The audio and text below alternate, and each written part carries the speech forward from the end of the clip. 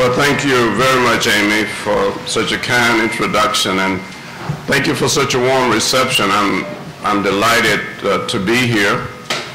It's great to be with Randy Wyckoff again. Regardless of what you hear about what I did as Surgeon General and Assistant Secretary for Health, you should know that it was because of people like Randy Wyckoff that we did what we did. We were able to do what we did, and especially Randy Wyckoff, who was one of the most talented and committed and reliable people I've ever worked with in public health. So it's great to be here back at East Tennessee State. I've been here a few times, starting when I was president at Meharry Medical College in the 80s and 90s. And it's just such a beautiful part of the country, and I have such admiration for this institution and what you're doing in medicine and public health especially. So it's good to be here. I bring you greetings from the Morehouse School of Medicine in Atlanta. And I think in some ways we are kindred spirits. Morehouse from the beginning as a School of Medicine has focused on primary care and providing physicians and public health leaders for underserved communities and causes. So we share a lot in terms of our concern about health in this country. Now, my topic is major challenges facing the health system in the United States, a Surgeon General's perspective. And I'm going to say from the outset that my perspective is indeed based on my experience and my responsibilities as Surgeon General and now as former Surgeon General. But also I think my perspective derives from other experiences that I've had in academia for many years as director of the CDC before becoming Surgeon General. And more recently, and I'll talk about this a little bit, my experience with the World Health Organization serving on the Commission on Social Determinants of Health. All of those things shape what I will call my perspective tonight on the issue of facing the challenges facing the health system. I have to tell you this story, though. I like stories, and I heard this one recently, and since it's the political season, I think it's all right. But it's one of those stories about the best profession. And in this story, there were three people having this argument. One was a physician, one was an engineer, and one was a politician. Well, the physician said, obviously, medicine was the first profession. After all, God performed surgery on Adam, removed his rib, and out of that created Eve. Well, it was quiet for a little while, and then the engineer said, hold on just a minute. The first thing God had to do was to bring order out of chaos. And if that's not an engineering feat, I don't know what is. So they were all sort of stumped until the politician said, well, who do you think created the chaos in the first place?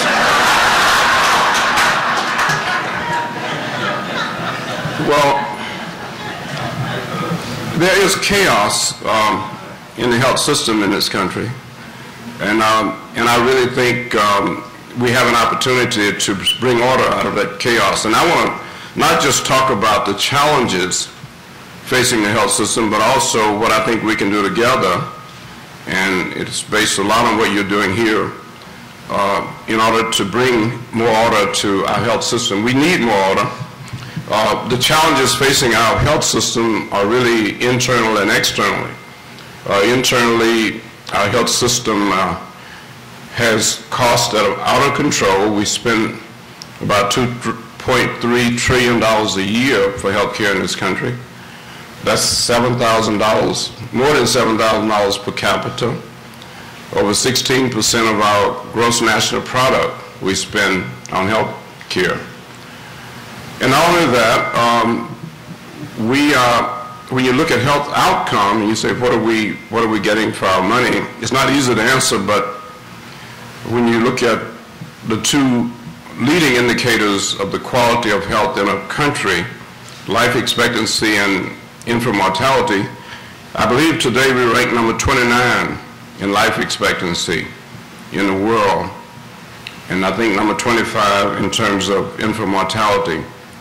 So there's a lot of room for improvement in terms of health outcomes. And so I think when we talk about the challenges, you have to start by looking at the system. And of course, we're hearing a lot of discussion during this season about our health system. And especially, are we going to find a way to provide universal coverage and access? With all of our expenditures today, almost 50 million Americans are uninsured. Now, there were some people who would argue that, so what? Uninsured people just have to go to the emergency room. But I think we now know, on good authority and data, that it makes a big difference being uninsured. We estimate that almost 20,000 people in the country die every year because they're uninsured. But we also know that our public hospitals throughout the country are in trouble. They are jam-packed, so people go there with emergencies, and they might wait for hours and hours because our safety net, especially as reflected in the public hospital, is jam-packed and backed up, and the Institute of Medicine has called it a crisis. So there are challenges, and they start within our health system.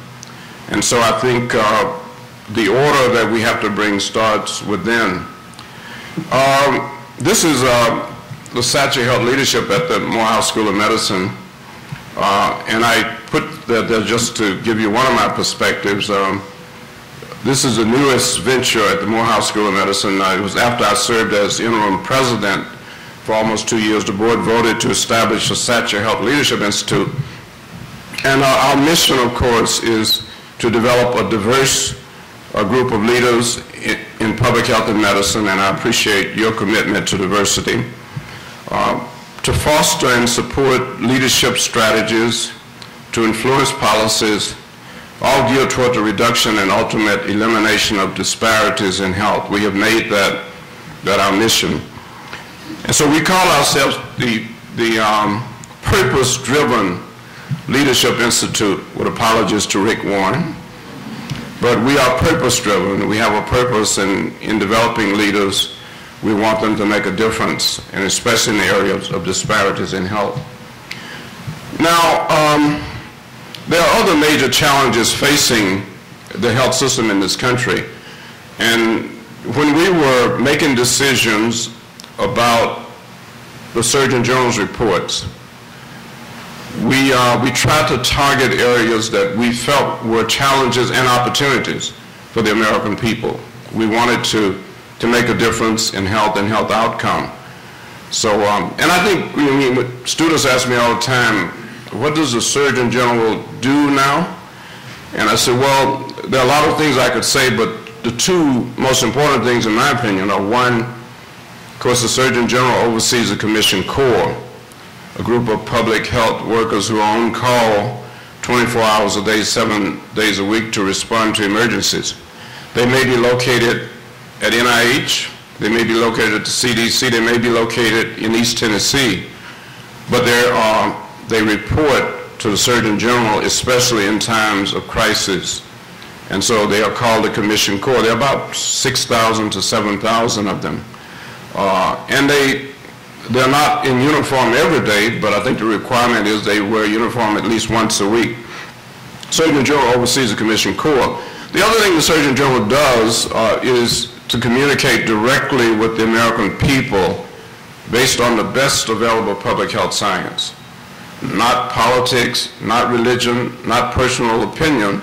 And I tell people, I guess I have all three, but the Surgeon General's reports are based on the best available public health science. The American people have come to trust that. And therefore, over the years, reports from the Surgeon General, going back to Luther Terry's report on smoking and health in '64, those reports have made a difference for the American people. They've changed policies at the local, state, and federal level. They continue to do so because there's a credibility. I hope that never changes. And there are many attempts that people make, and they certainly made them when I was in office, to make that office more political. Some people would like it to be even more religious. but the Surgeon General's reports are based on the best available public health science, and that's important. Well, we released actually 14 reports during our tenure, and the major ones, in my opinion, revolved around 3 topics, and smoking and health, which is the oldest topic out of the Office of the Surgeon General. And every Surgeon General since Luther Terry has released at least one report on smoking and health. We released 3. The first one was minorities in smoking. Then we released in 2000 in Chicago at the World Conference on Tobacco, we released a report reducing tobacco use. And then my last year in office in 2001, we released women and smoking, pointing out among other things that since 1987, more women have died from lung cancer than from breast cancer. And in fact, in the year that we released that report, 27,000 more women died from lung cancer than breast cancer. So those have been important reports. Smoking and health has been a major topic, and it was for us. Overweight and obesity was a new report. We released it in December of 2001, calling attention to what we call the epidemic of overweight and obesity in this country. You know, we made a lot of progress in the last 50 to 60 years in terms of reducing deaths from cardiovascular disease. A lot of progress. Prevention, you know, reducing smoking, reducing cholesterol, controlling hypertension, but they all came together, improving lifestyles, they all came together to result in a dramatic decrease, 60 to 70% decrease in deaths from cardiovascular disease. And then from 1990, we've seen a dramatic decrease in cancer mortality in this country. But do you realize that the obesity epidemic threatens to undo a lot of that progress that we've made? And the obesity epidemic is real. There's been a doubling to tripling of overweight and obesity among children in this country since 1980. And of course, among adults, 2/3 of adults are now overweight or obese, and about 1/3 of adults obese. So we are concerned about the obesity epidemic, and when I released a report in 2001, we were really focusing on the United States, but it's very clear since that time that this is in fact a global epidemic. The world is beginning to eat as we do in this country, and to become less physically active as we have become. So it's a real challenge, and I think it demands attention, and I want to talk a little bit later about what I think we need to do and what we're doing. The mental health report was the report that I think received the most attention. We released a report in December of 1999, and the response from the American people was just overwhelming. We got more letters and calls and books and things that people wanted to share, because we said in that report that mental health is fundamental to overall health and well-being. But we also said that mental disorders are common, that 1 in 5 Americans suffer some mental disorder each year. We said mental disorders are disabling. In fact, we said mental disorders were second only to cardiovascular disease as a cause of disability. It is now projected by the World Health Organization that by 2020, depressive disorders alone will be the most disabling of any disorders in the world. So this area of neglect, this area surrounded by stigma, it was an area that needed a lot of attention, and we tried to begin that. And I'm very pleased with a lot of what's happening, even though the Congress is still debating about comprehensive parity of access, despite all of the evidence that's indicated in a recent report about treating children with mental illness. But I mean, the response was so great until we ended up a year later releasing another very important mental health report on a national agenda for treating children with mental disorders. And then in 2001, mental health, culture, race, and ethnicity. And this year in San Francisco, we celebrated the 6th anniversary of that report. We released it before the American Psychological Association. Got me in a little bit of trouble with the American Psychiatric Association. So we had to re-release it, Randy, before the American Psychiatric Association when they met in Washington. But that's a good thing. I mean, have people excited about a report. So those are three major challenges still facing our health system.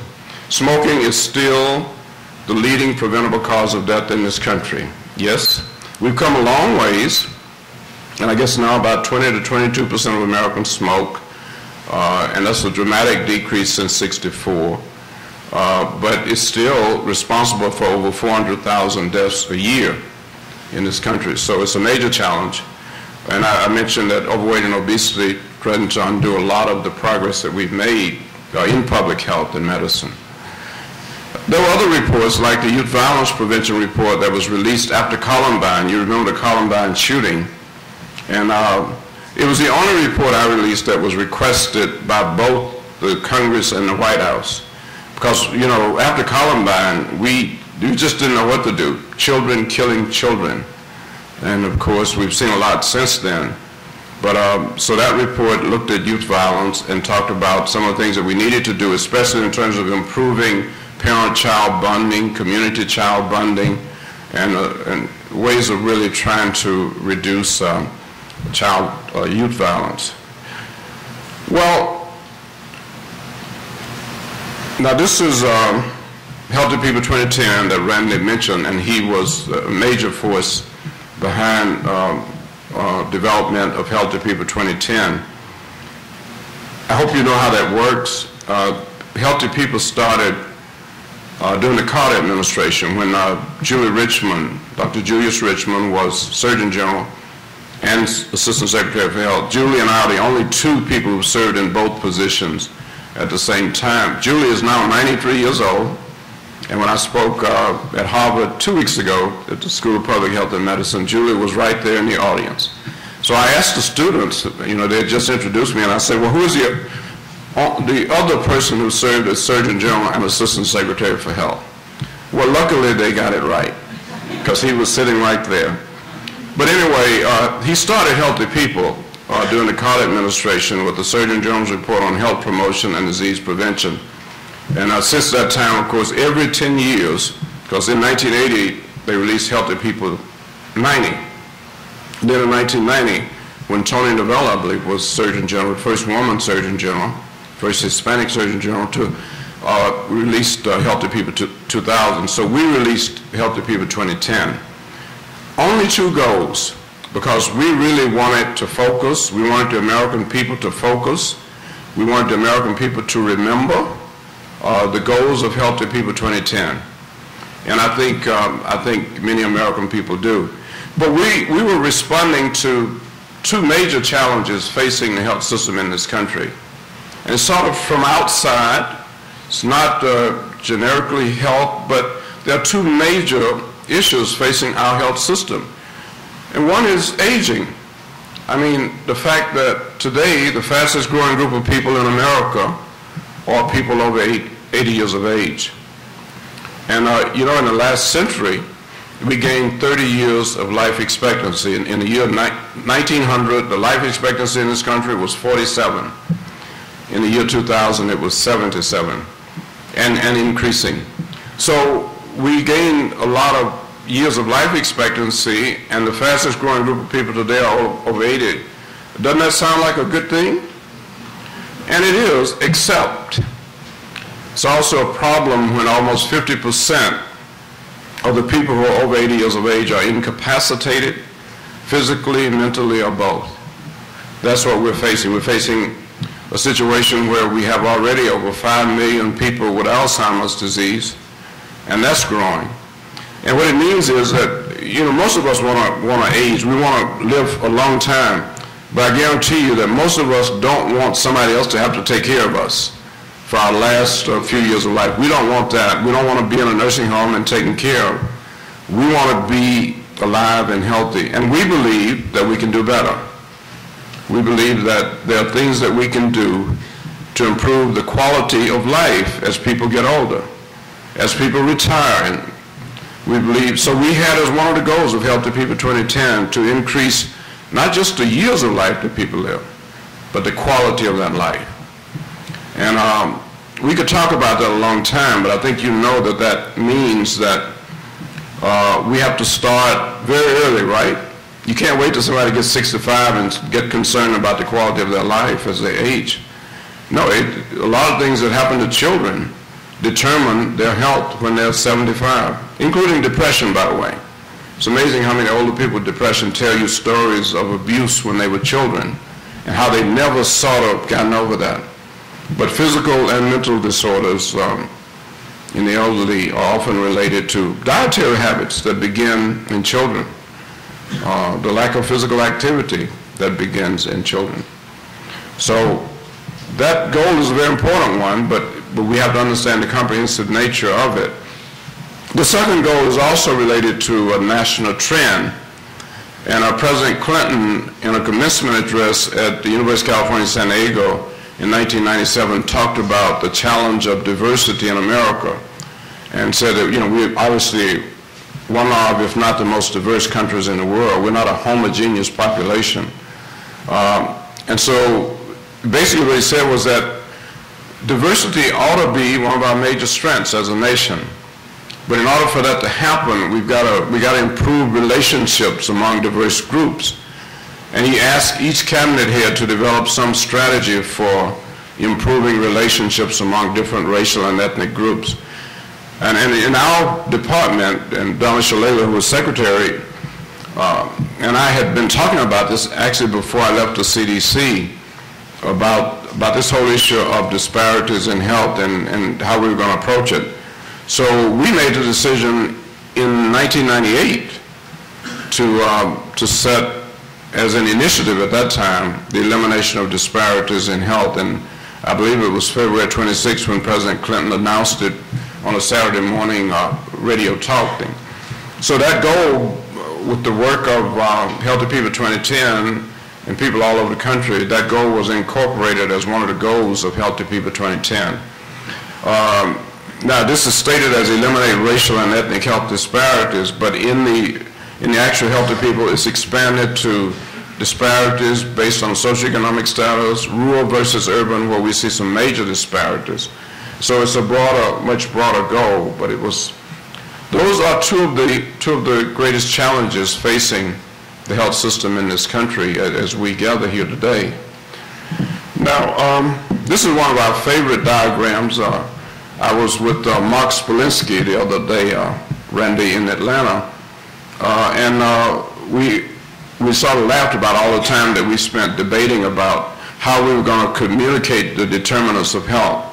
And I just want to say that I think if we're going to make a difference in the health of the nation, we really got to focus on the determinants, because if you're not careful, you can get off track in terms of where you put your emphasis and even where you put your money. For example, today, well over 90% of our health budget is spent on treating diseases. Many of them we could have prevented in the first place. So you really have to be careful how you think about why people are sick or why people are healthy. And so we tried to put it together. Now, the reason we drew so many lines and arrows is because we thought it was very important for people to understand that these determinants were not independent, that they interacted with each other. Because when Bill Fagan and Mike McGinnis did the article in 1993 about determinants, they said, well, we have access to health care, we have environment, we have genetics, we have health behavior. And they said, well, when you really look at the data, about 15% of the variation in outcome in terms of morbidity and mortality is due to access to quality health care.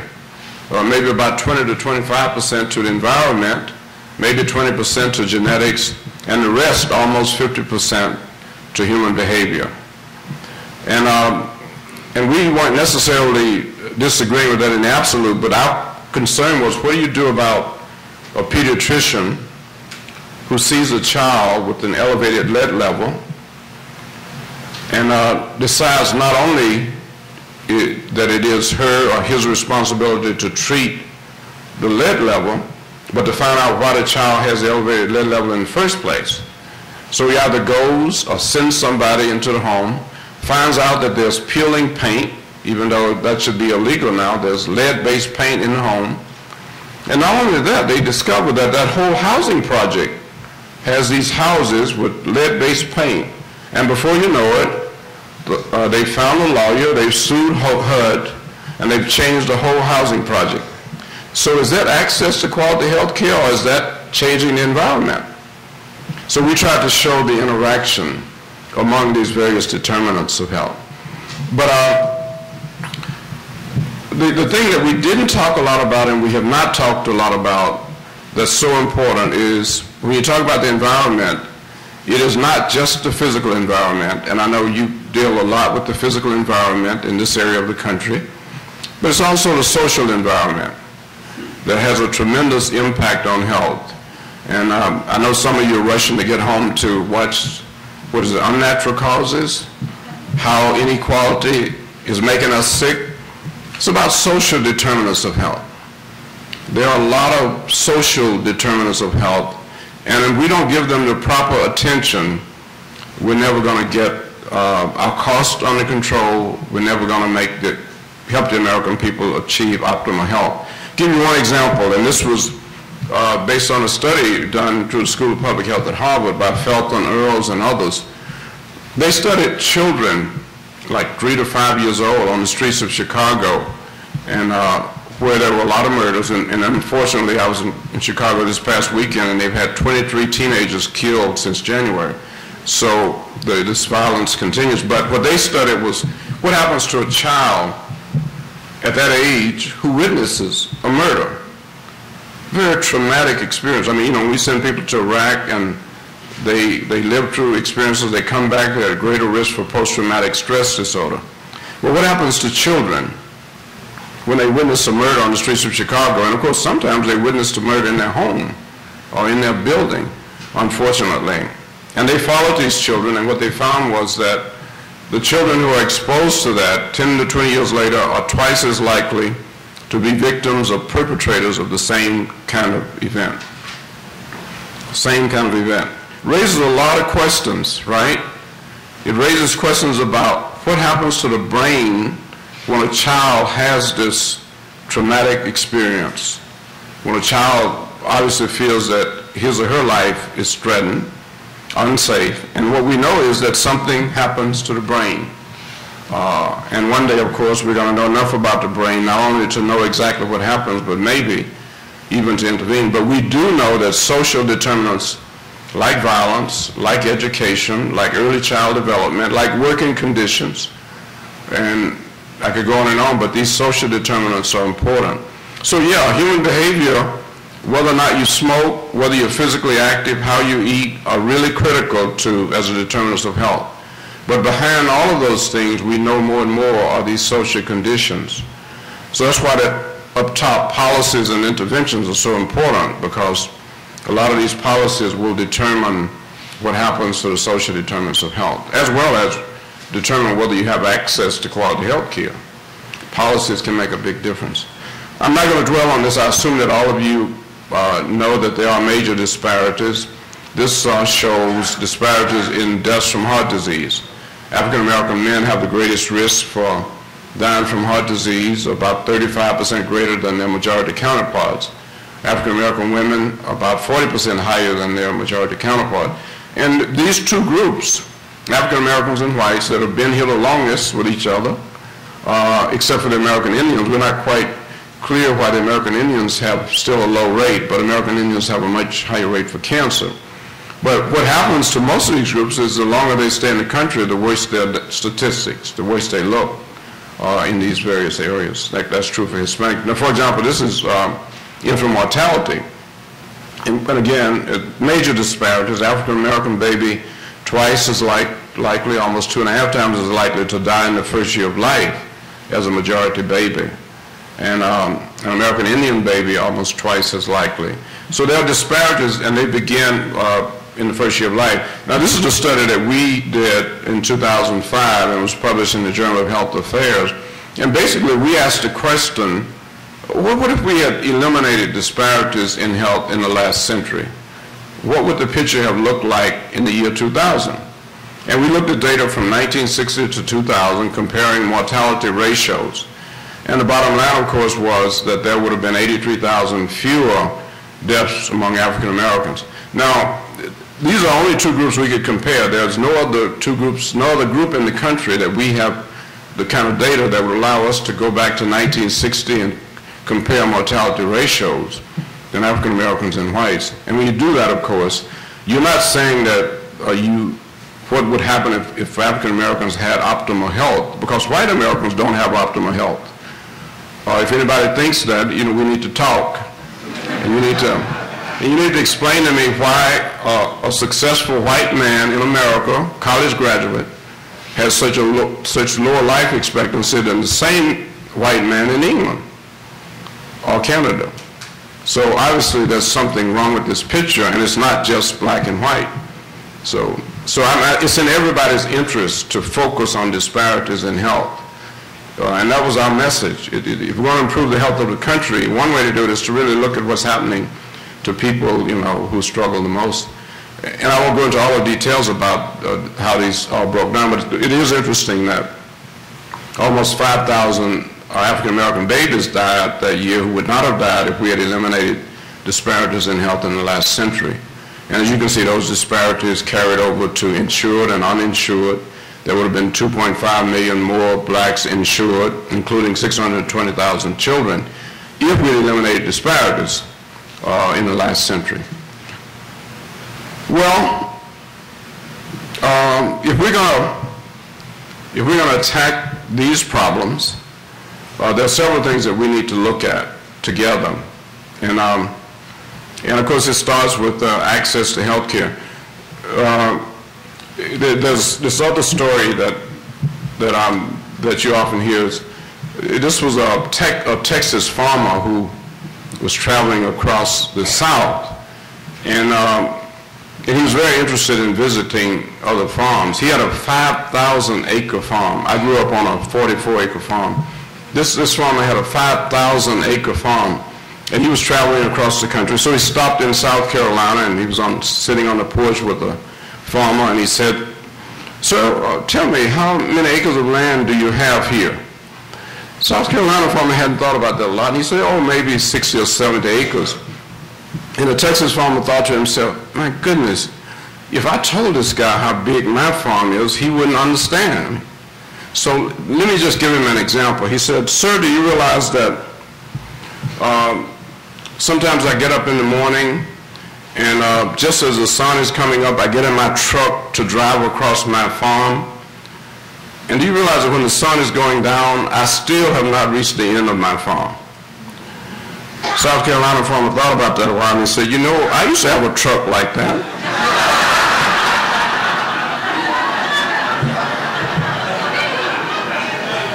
Well, there is something wrong with the truck here.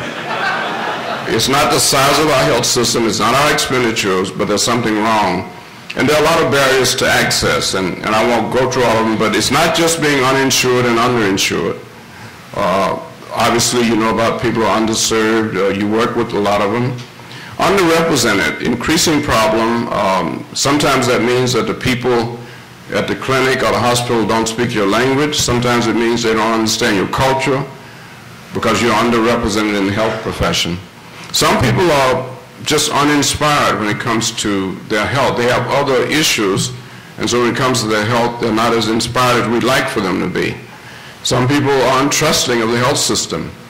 And of course, when I was director of CDC, we produced that report on Tuskegee study, because you can talk about it, but until you go back and really research it and understand what happened, it's amazing. But anyway, we were able to get President Clinton not only to apologize for the Tuskegee study, but a government-sponsored a study in which 400 black men were observed and not treated for syphilis. And even when penicillin became available, they were continued to be observed for 40 years, 1932 to 1972. So when President Clinton apologized, what he did was not just say we're sorry. He said, "This is what we're going to do in the future to try to make sure that nothing like this happens again." You ought to go back and read that. But those of you who are involved in health care, you know that you have to take this exam, compliance, right? Making sure you understand your responsibilities to protect humans. All of that came out of that apology in, I believe it was May 16, 1997. If you visit the Clinton Library, you'll see that. So untrusting and then uninformed. Richard Carmona, who was here last year when he was Surgeon General, did a great report on health literacy, among other things pointing out that there are 90 million Americans who are illiterate when it comes to health. So we need to make sure that people understand. This is the Institute of Medicine's report. This is interesting. I served my last year as Surgeon General in the Bush administration because I was appointed Surgeon General and President Clinton only had 3 years left on his term. The Senate gave me a 4-year appointment. So when the election took place, and I got over the shock, all of my friends around me, all of them were leaving. And I had to make a decision. So I went to President Bush and I basically said, you know, I have another year left on my term, but I know you want to appoint your own Surgeon General, so I'll be happy to step down. And he said, no, David, I want you to stay on and serve out your term. And I'm really glad I did, because if I had not, of course, we never would have released the report on obesity. We had been working on it, but we wouldn't have finished it. We wouldn't have released a report on women and smoking, or mental health, culture, race, and ethnicity, or sexual health. Sexual health, that was the report that convinced the Bush administration that as soon as it was time for me to go, they wanted me to go. But so we left.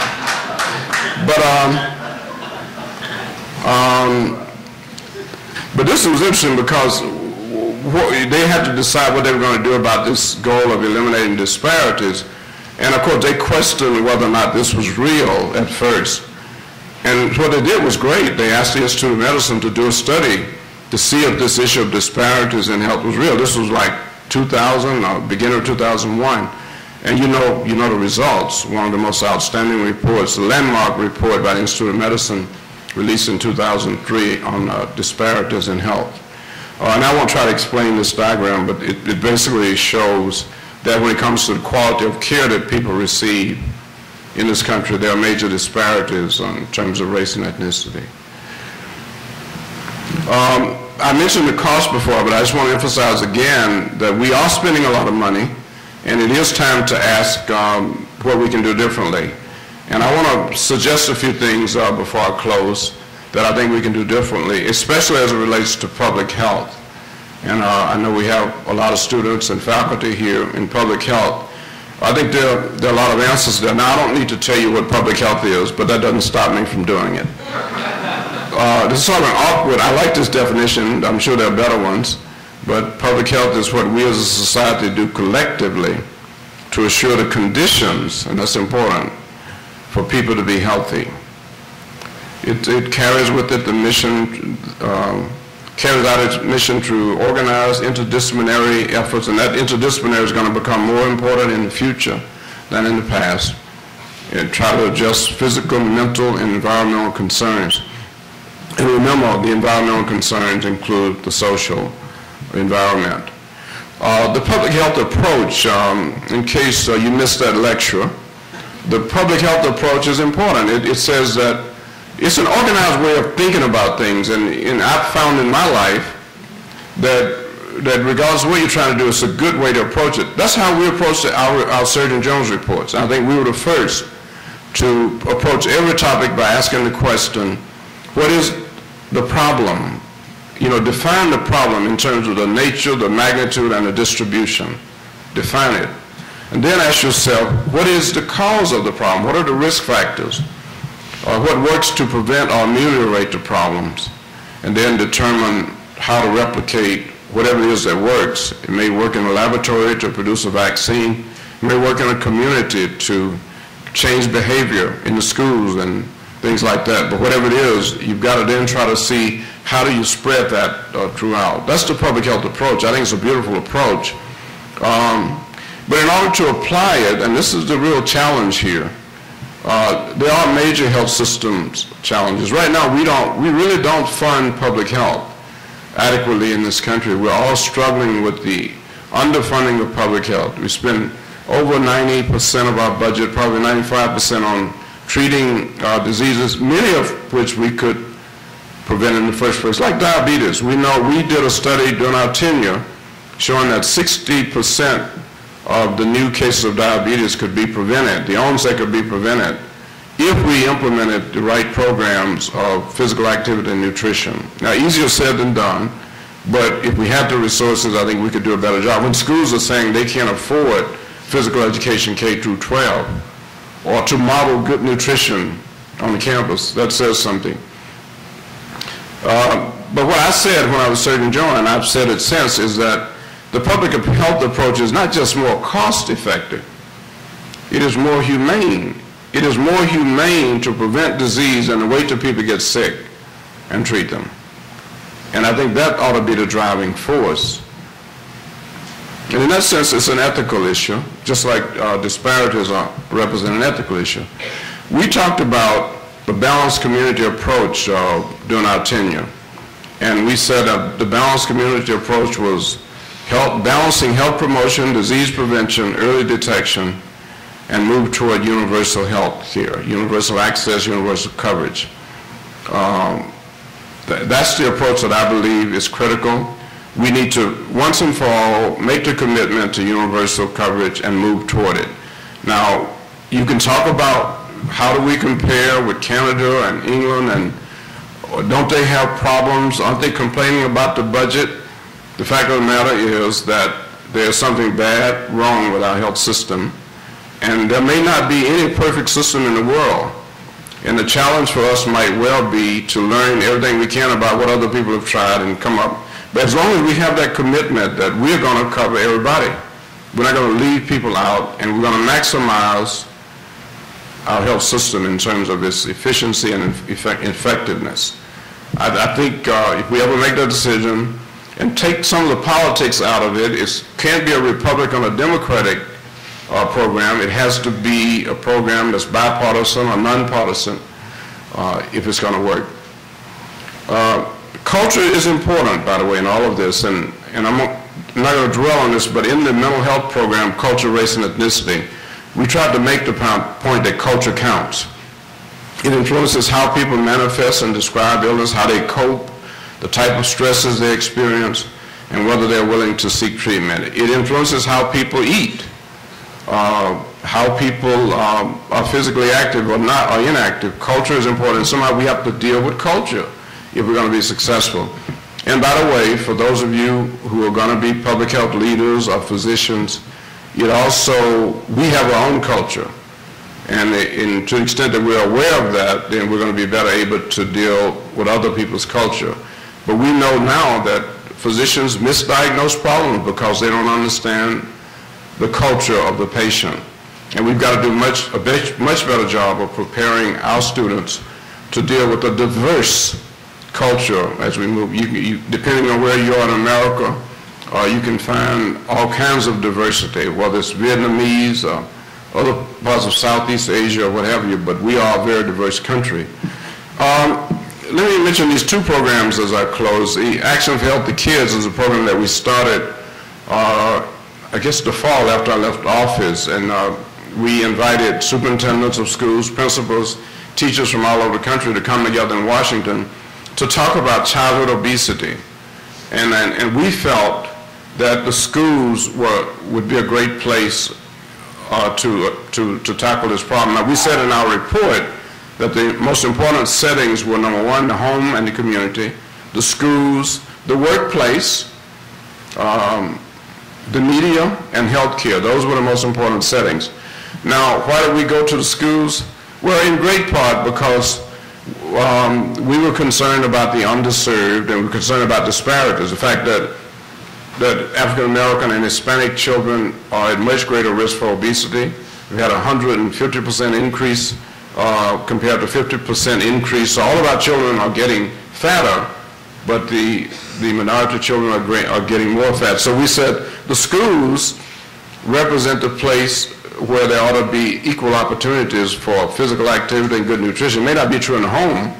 It may not be true in the community. It may be dangerous to walk out the door, let alone to go walking in the park. But while they're in school, 2,000 hours a year our children spend in school.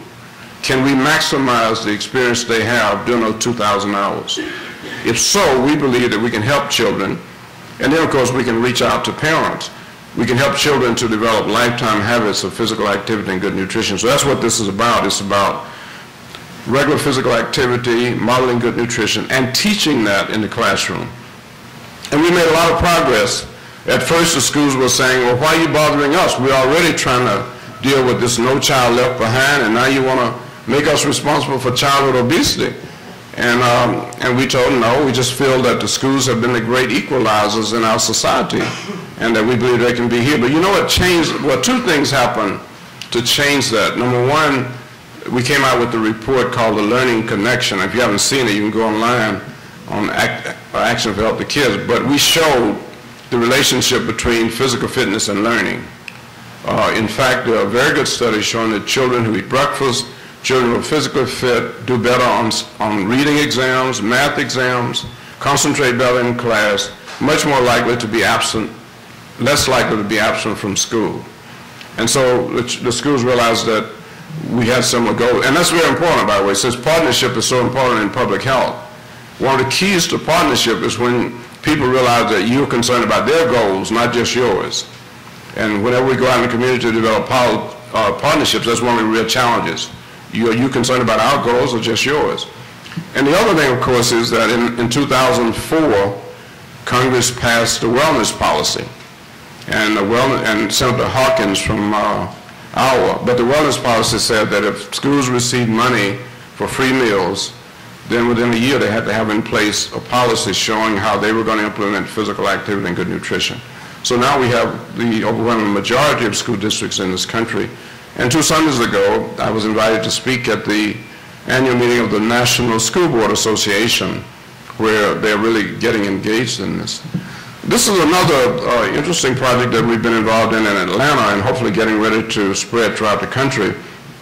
But one of the things that when I went back to Atlanta, and I had been involved with the 100 Black Men organization when I was at Meharry as president, but when I went into government, of course, we were not involved in organizations. But the 100 Black Men are black men who have been successful, college graduates for the most part, who have made a commitment to reach back to children from disadvantaged environments, single-parent household. 80% of the children are from single-parent households.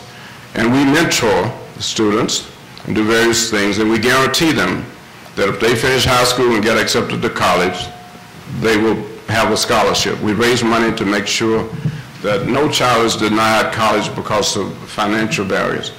So that's been one of the Black Men's project. Now, we added the health challenge because we were concerned that many of these men, even though they're educated, many of them own their own businesses, there's a major disparity between their life expectancy and their white counterparts. So it's at every level of this gradient. So we got these men involved in physical activity and nutrition, every man having a medical home. And then we tried to use their influence in the community to affect policy, which is something they like to do. It means flexing their muscles on the school board or what have you to improve the community. So it's been great. So we're now ready to try to take this project. This was, by the way, there was an article in the Journal of Health Education in January, I believe, about this. Let me just, before I close, remind you again that mental health is critical. And since we talk so much about mental illness, I don't think we talk enough about mental health. So I just want to pause it before I end here and say, what is mental health? How is your mental health? Mental health is, how is your mental health? Mental health is the successful performance of mental functions resulting in productive activities, fulfilling relationships with others, and the ability to adapt to change and to successfully cope with adversity. So it's about being able to perform, and it's especially about relationships, starting with family. If you don't have your mental health, it interferes with your productivity, it interferes with your relationships. It even leads kids to kill each other on the street. It is the ability, I won't talk about nations, but it is the ability to adapt to change and to successfully cope with adversity. And sometimes you don't really know how strong you are mentally, right? A lot of people who were in Hurricane Katrina didn't know that a year later they would be suffering from clinical depression. But they had never been through anything like that before. So they didn't know. And so we conclude from this definition, number one, that none of us can take our mental health for granted. And there seems to be a continuum between mental health and mental illness. And it's very basic to everything else we do in the health system. Unless we give mental health and mental health care the priority that it deserves, then our system will never be operating at its maximum efficiency. Back. Okay. This is the Surgeon General's prescription. I've already given several of you a copy, and hopefully I have enough for the students tomorrow. But we developed this prescription. Well, you know, they tell every Surgeon General, you are now the nation's doctor. You know, that's what they tell. I actually believed it. So I said, you know, I got to have a prescription for the nation. And so in 1999, we released the Surgeon General's prescription. And it deals with the need for regular physical activity, at least 5 days a week, 30 minutes a day. It advises eating at least 5 servings of fruits and vegetables per day. 5 to 9 is what the National Cancer Institute recommends. Avoid toxins such as tobacco and illicit drugs. That's a no-brainer. Responsible sexual behavior. And you know, we've had abstinence only, but every public health study that I've seen says that the most effective approach is to educate people about their sexuality and the responsibility that goes with it. And that's something that we have to do. I guess you saw the study that came out from the CDC 2 weeks ago. 25% of teenagers are infected with a sexually transmitted disease, and almost 50% of African American teenagers. Some major challenges we're facing there. And then finally, and this is the most recent one that we only had 4 components of that when we left government, but recently added the mental health component, and saying that, you know, you need to have a strategy for dealing with your mental health. Don't take it for granted. Have some relaxing experience every day. Settle down, you know, once you finish your work, and it's important for mental health. So we have some major challenges in our health system. We have some major opportunities to improve our health system. And I certainly believe that the public health approach is a major part of the answer. And the public health approach, properly defined, will target social determinants of health. Now, we're limited. That cannot be done in public health alone. It means partnerships with people who deal with finance, education, all of those areas that also impact upon health. Well, that sounds like a very tall order, and you're probably sort of overwhelmed by all of this. But I really think that there's a lot of hope if we can continue to produce young people who have leadership potential in public health. But I'm going to leave you with my favorite quote. This is not it. This is one of them. This is, well, this is part of it, but this is my own quote. And that is, in order to eliminate disparities in health, we first must care enough. Then we must know enough, so research is important, teaching and learning important. We must be willing to do enough, and we must be persistent in our efforts.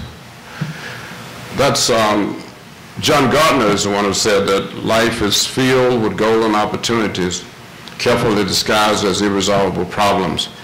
Benjamin Mays, who was from South Carolina, and served as president of Morehouse College for 27 years, including the 4 years that I was there, came to chapel every Tuesday morning to speak to the students. We had to go to chapel 6 days a week when I was a student at Morehouse.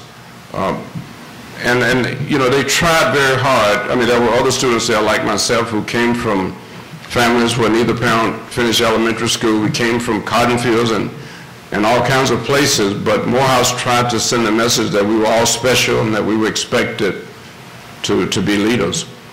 And one of the greatest influences was Benjamin Mays, who in his Tuesday morning lectures talked about, and you probably remember he preached Martin Luther King's funeral.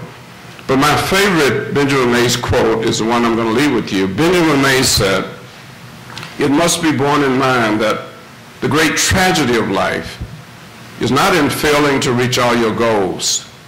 It's in having no goals for which you're reaching. It's not a calamity to die with dreams unfulfilled, but it is a calamity not to dream.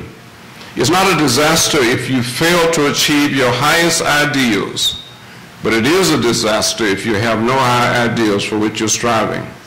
It's not a disgrace to fail to reach the stars, but it is a disgrace if you have no stars for which you're reaching. In the final analysis, he said, and I say to you, not failure, but low aim is sin. And when it comes to our health system, let us not be guilty of low aim. Thank you.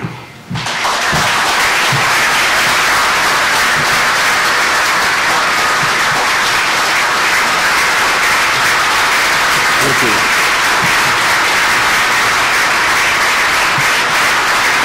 Thank you very much. Thank you. Thank you very much. Well, I have to tell you, my favorite part of my presentation is really the question and answer period. And I know we don't have much time left, but let's take a few questions. Who's going to be first?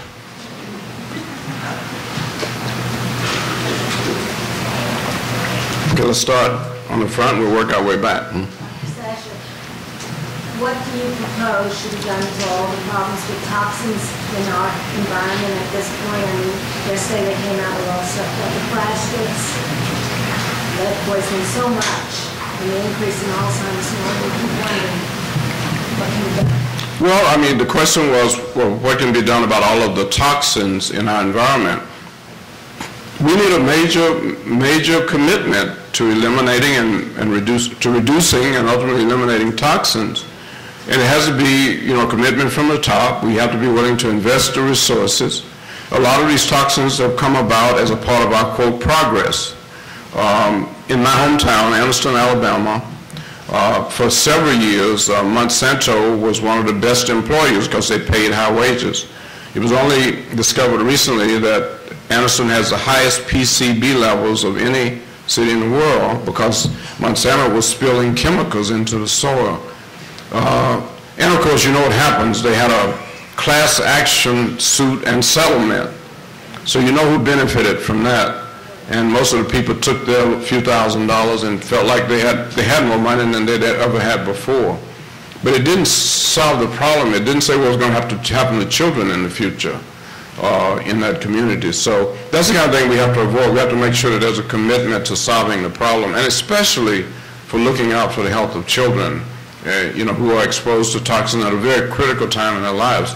The only answer I can give you is that we need leaders who are willing to make the commitment and to put the resources in place to deal with the problems of toxins in our environment, because it portends a really sad situation for the future if we don't do it. Yes, sir. I'd like to ask about some of the things that we put into that food chain, particularly animals, chickens, one thing and another, hormones, one thing and another. How that affects the health care. The question was about food products, and especially some of the things that we put into them. Antibiotics, especially, we've used in raising animals, chickens, and others. And we know now we have a major problem with drug resistance to antibiotics that were effective in the past. And we believe that the feeding of antibiotics to animals has been a part of that. And hormones, I mean, you can, similar things, many of these things end up in the water system, in the soil. So that's being looked at. Something is, I think we're going to see more progress there very soon than in any other area, because we have in place, I think, the regulatory bodies to begin, and they're beginning already to really change what you can do in terms of using hormones and antibiotics in food. But it's going to take a while, and it's going to take a very aggressive commitment. But that's when you're not thinking about prevention and health promotion. That's when everybody's busy, you know, making money and growing animals so you can get the most money for the product, and everybody's eating larger portions of food all the time. And so here we are, you know, faced with a major epidemic of overweight and obesity and a lot of other things that come from hormones and the misuse of antibiotics. Yes? What can we do to convince insurance companies that coverage for children is crucial in for those who have problems, the earlier the intervention, the more critical it is. The question was, what can we do to influence insurance companies that coverage for children is critical, and the earlier we intervene when children have problems, the better, and that's certainly true. Well, we've got to keep educating, but there's another question here. Who sets standards for the care of children? What responsibility do we take as a nation for the care, especially of children? I mean, you could argue about the adult responsibilities, but do we have commitment as a nation to make sure that children have optimal access to health care? And if we don't, I think we're digging a hole for ourselves. And those are the kinds of issues that we've got to step up to the plate on. We can argue about, private versus public, but any system that does not cover all of our children, I would even say all of our adults also, but I think when it comes to children, there's not much debate. We were able to pass the child health insurance program, even though some states have had trouble implementing it because of Medicaid and the funds short. But we have a commitment to covering children. And so I think if you're going to practice your business of insurance in a state, then the state ought to have something to say about who you have to cover, especially when it comes to children. And the same thing is true for mental health, by the way. Comprehensive palliative access would say that, should say, that that you have to cover mental health care in your plan, and you have to cover it the same as you cover other health disorders.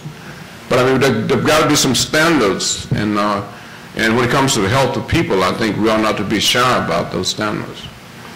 You can see I feel very strongly about that. I am very opinionated about those kinds of things.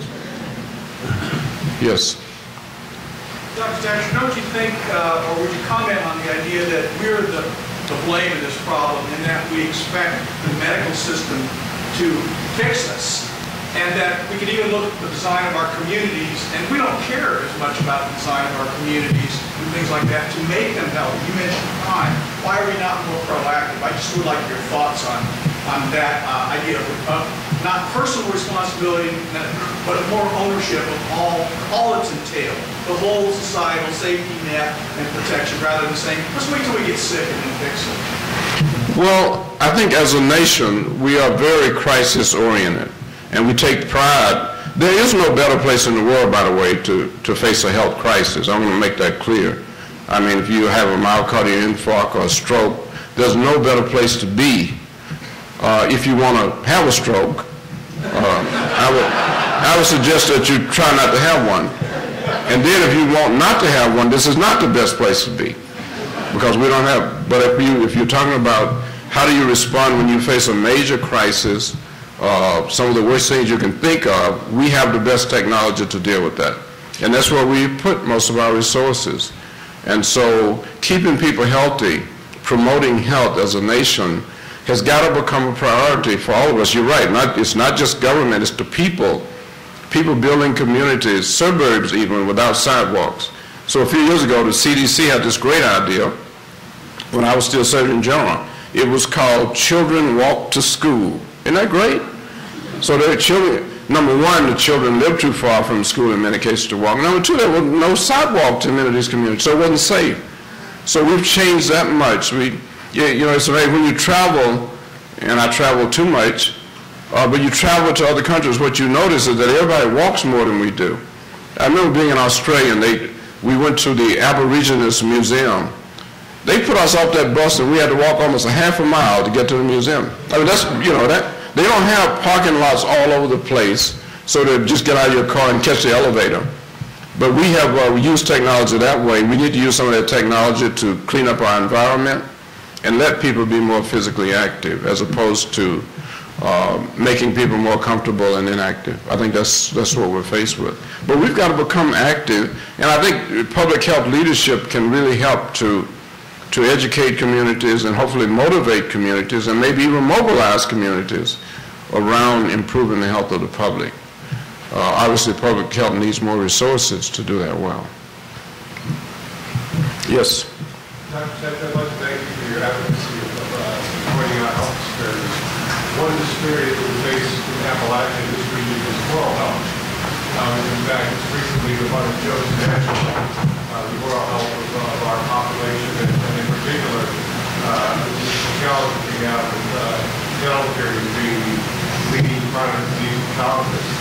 We got about more than that is for 4,000 people in our region, versus nationally a dental ratio of about 1 to 2,000. So I'm just wondering if that's something you've encountered in your travels through America, and what things you might talk to us about that we would be able to begin to address that challenge, particularly in the disparity area. Well, I have encountered it, and as you may or may not know, we released the first ever Surgeon General's report on oral health.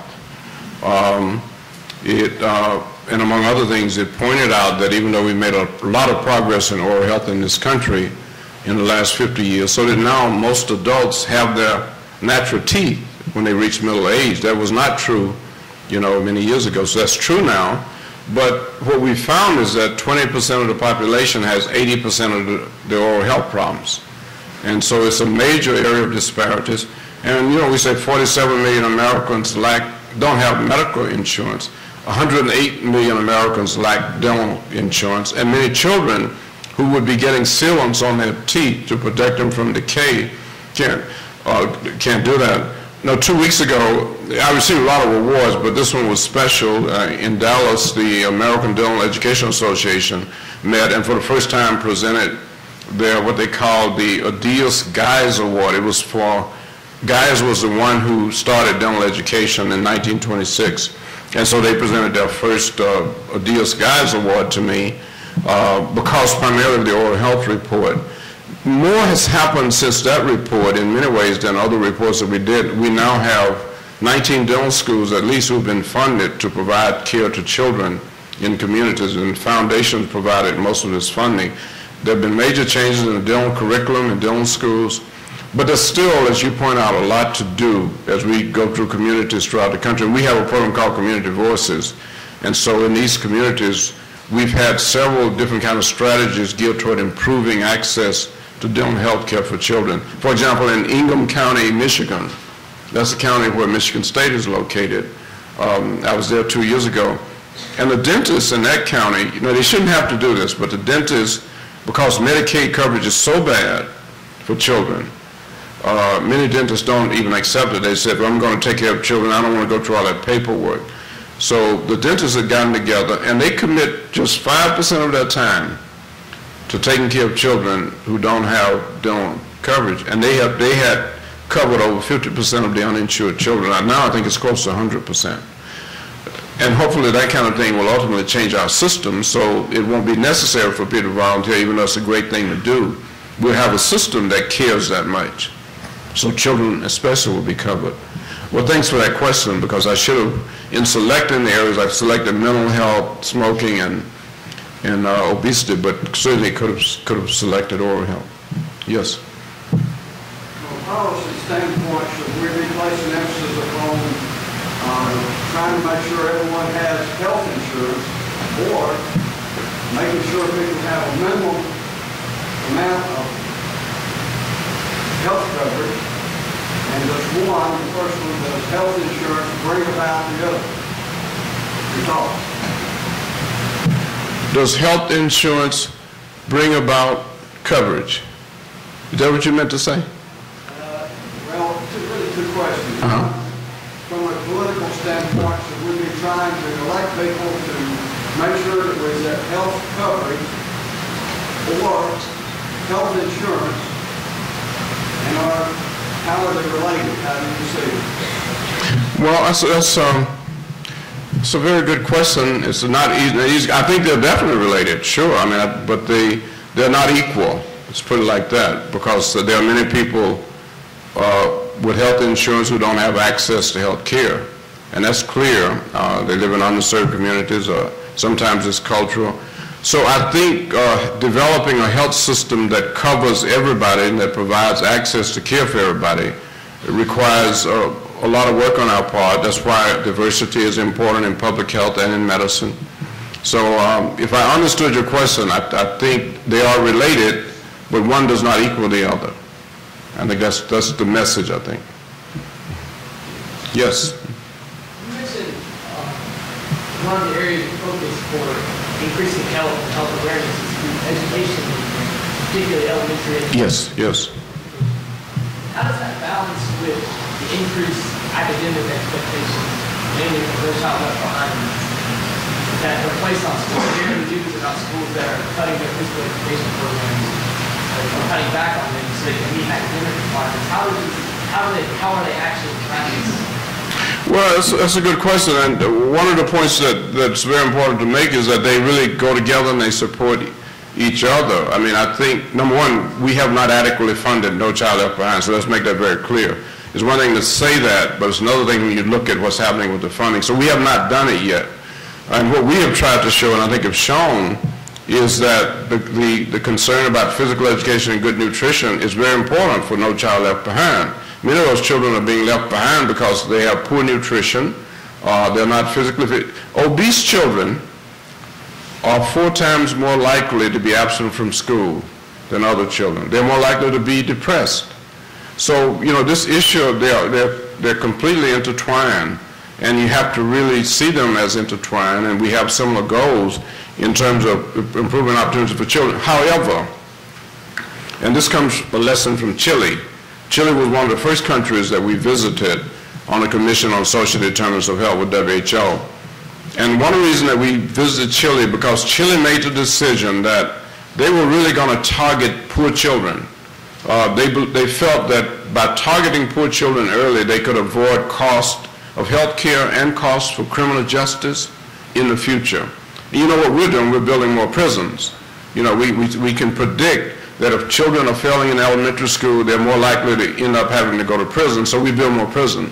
Chile said, we are going to invest in early child development and education starting at 3 months of age for this population. So it doesn't matter if the mother is a teenager who got pregnant and the child is a child of a teenager. They say, well, from the age of 3 months, this child is going to receive, you know, quality daycare. If the mother wants to stay in school or work, she can do that. But we're going to make sure this child has optimal daycare, education. And I visited some of those centers. I mean, and these children go, you know, 9th grade, 10th grade, you see them, they have regular physical activity, they have model nutrition, the thing that we're trying to do. Chile is doing, it's invested in children because it believes that by investing in these children, not only are they going to prevent costs later on, that it's the most humane thing to do. And of course, Sweden has been doing that for quite a while, even though they use a different approach. They use a tax system that favors the poor.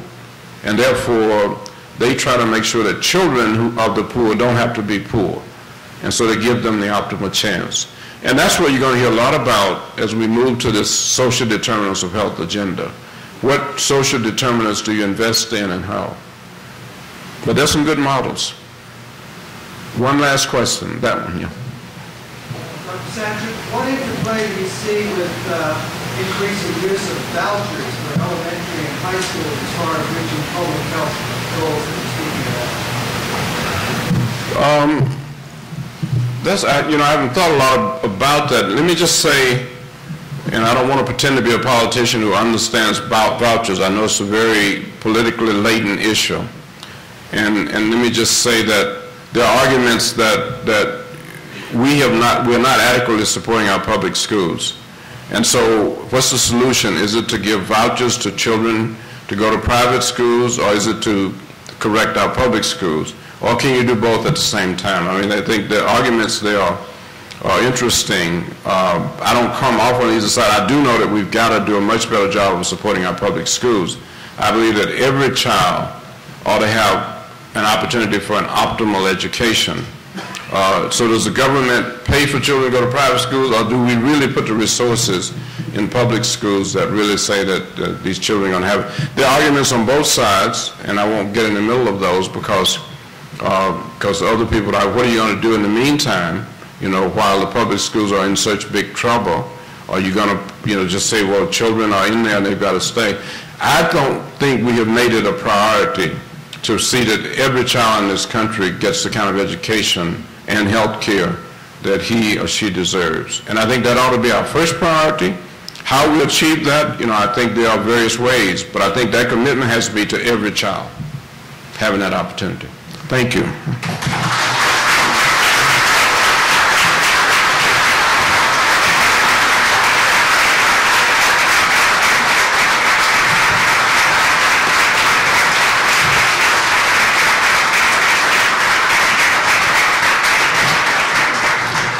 Normally at this time in the lecture series we do our gift presentation to the speaker, but tonight we have an important announcement to make. I think most of you know that at most LAM lectures, I think for the last 26 years, Dr. Jay Allen has presented a scholarship at this lecture.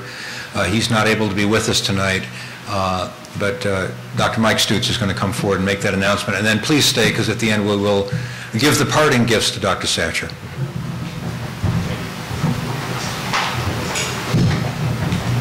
Thank you.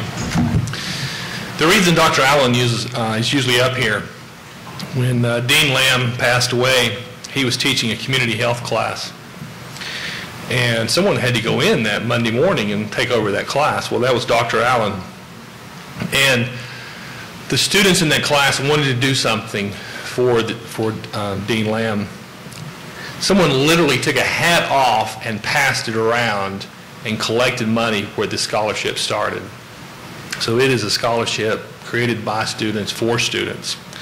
Candidates for this award must be a rising junior, senior, be a public health major, have a high grade point average, have potential, demonstrated potential in the public health career, and demonstrated leadership skills. This year's winner, Jennifer Lunsford, has done all that and more. Some of her accomplishments include she belongs to numerous honor societies. She's a member of the Public Health Student Association. She was a senator with the Student Government Association representing the College of Public Health. She's been on the Dean's List 5 times and the National Dean's List. Jenny, come up front so we can talk about you some.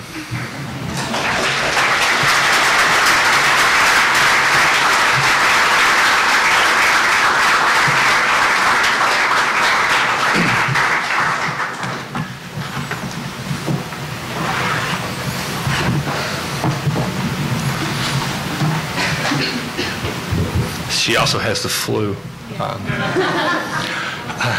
A quick example of what type of young lady this is and a student. A couple of months ago I was working on a project involving emergency preparedness, and she expressed interest in that project, and I said, well, come by Tuesday and we'll meet about it. We meet for 15 minutes and said, tell you what, go out and do a little research and we'll meet next week and we'll go from there.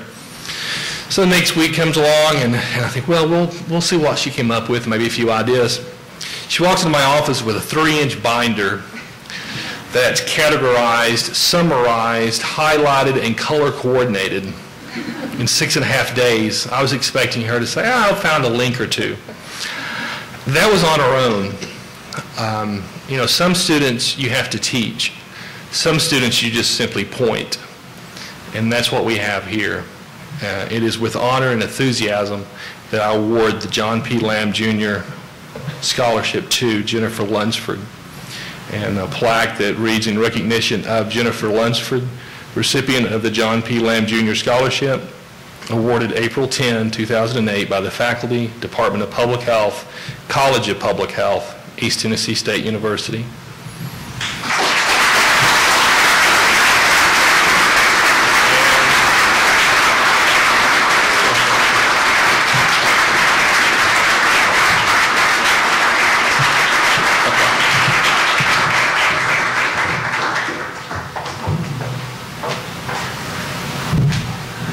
We always like to have parting gifts for our speakers, but before Dr. Sacher comes back up, I did want to thank him. He mentioned that a couple of weeks ago he was speaking at Harvard, and I do appreciate you taking the time to warm up for tonight. Thank you, David.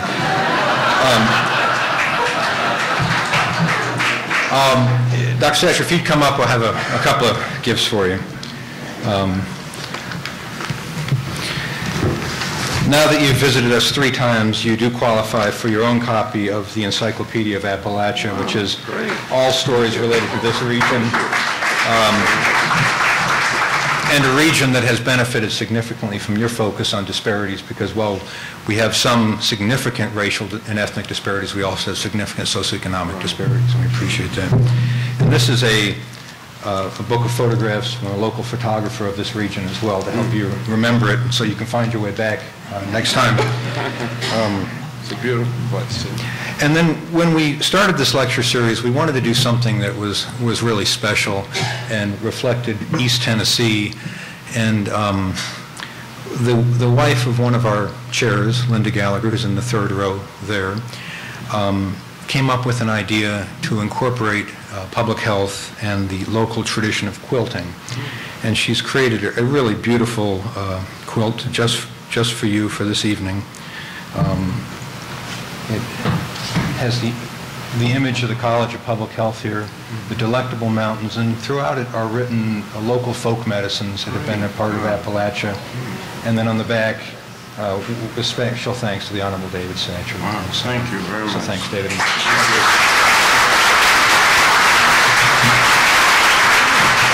Well,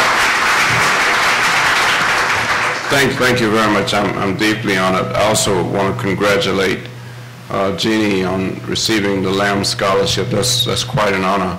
But thank you. It's been great being with you. Thank you.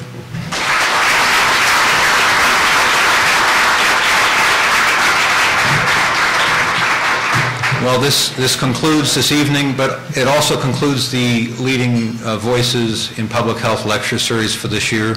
Hopefully over the summer we'll put together a series for next year that'll be just as exciting and just as challenging. If there's any issues or speakers that you'd like to suggest, please let me know. Until then, thank you all very much, and keep supporting public health in your homes, in your lives, and here at ETSU. Thank you.